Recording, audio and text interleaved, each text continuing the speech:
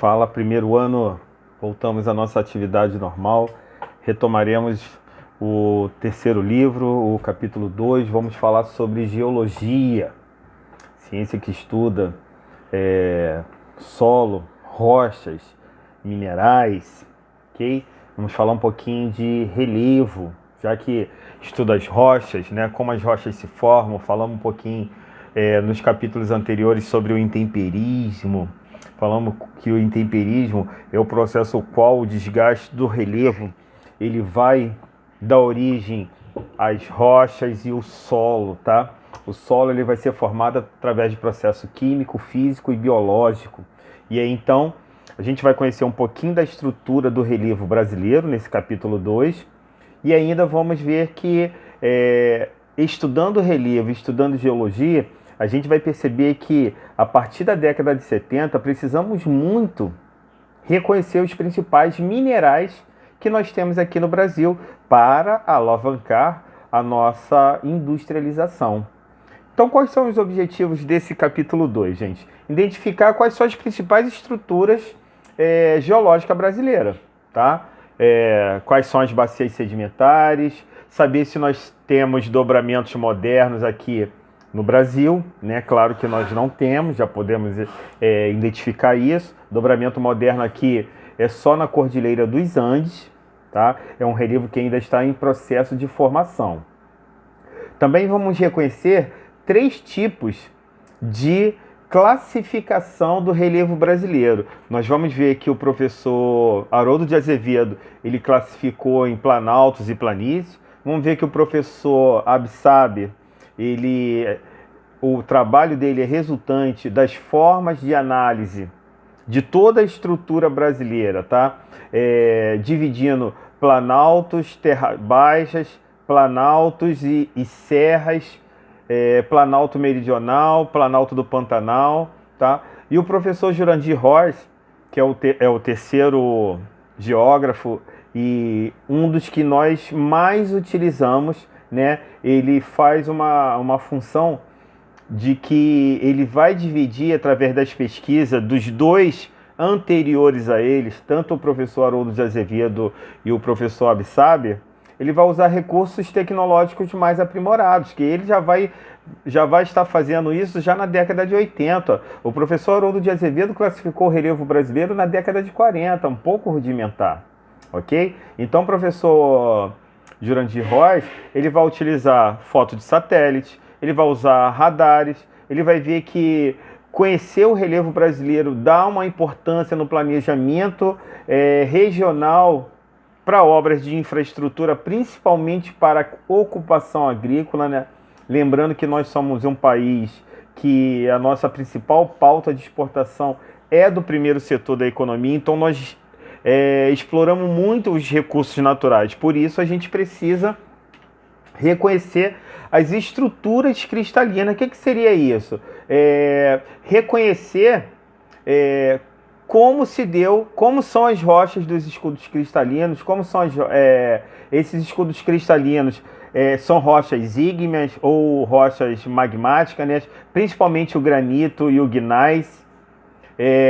Temos estrutura cristalinas, também encontramos rochas metamórficas, no qual o mármore, a ardósia, são as principais formas de rochas, tá? E aí então o território brasileiro vai estar sendo ocupado em cima da placa sul-americana. O território brasileiro fica em cima da placa tectônica chamada sul-americana. E essa porção vai ter escudos cristalinos, vai ter bacias sedimentares e vamos perceber uma consequência de uma forma de relevo que ela vai ter altitudes arredondadas, bastante trabalhadas, por conta do passar dos milhares de anos ter sofrido processos erosivos. Por isso que a gente não vai ter altitude a mais de 3.000 metros de altitude, né? Nós vamos, quando a gente fala que nós temos planaltos, quer dizer, nós temos relevos antigos, dobramentos antigos. Por que eu estou classificando como antigo? Porque ele vai ter já sofrido processo erosivo. Se fosse um relevo jovem, como é a Cordilheira dos Andes, que chega lá aos seus 6 mil metros de altitude, aí a gente fala que é um relevo jovem.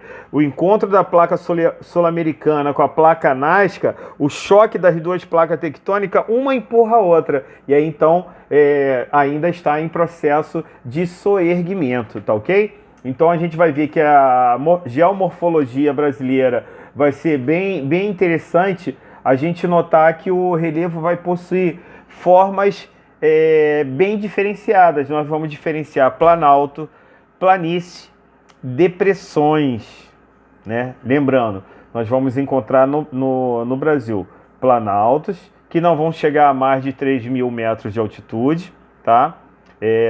O pico da neblina chega a 2.992, 93, não chega a 3 mil metros de altitude. As planícies e as depressões.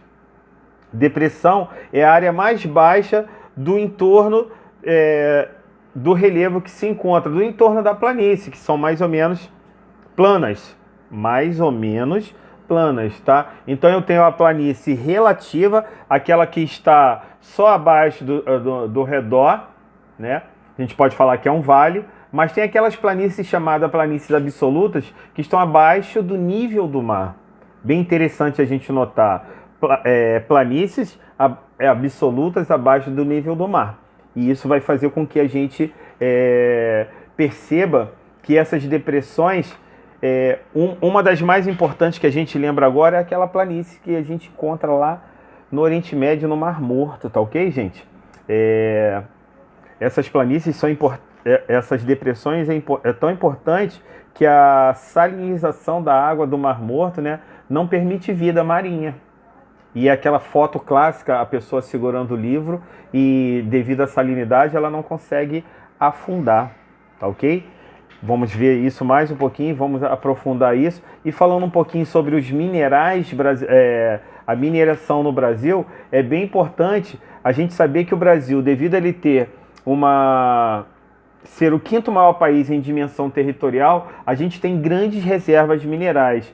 Principalmente, mineral é toda substância que a gente retira do subsolo. E o alumínio é um dos principais. O alumínio ele é proveniente do mineral chamado bauxita. E é um mineral metálico, assim como o minério de ferro. E aí, então, esses minerais eles são importantes para a nossa indústria, né? A gente consegue alavancar a nossa industrialização por conta de nós termos um subsolo rico. A gente encontra muito silício, muito alumínio, muito ferro, muito cálcio, magnésio, né?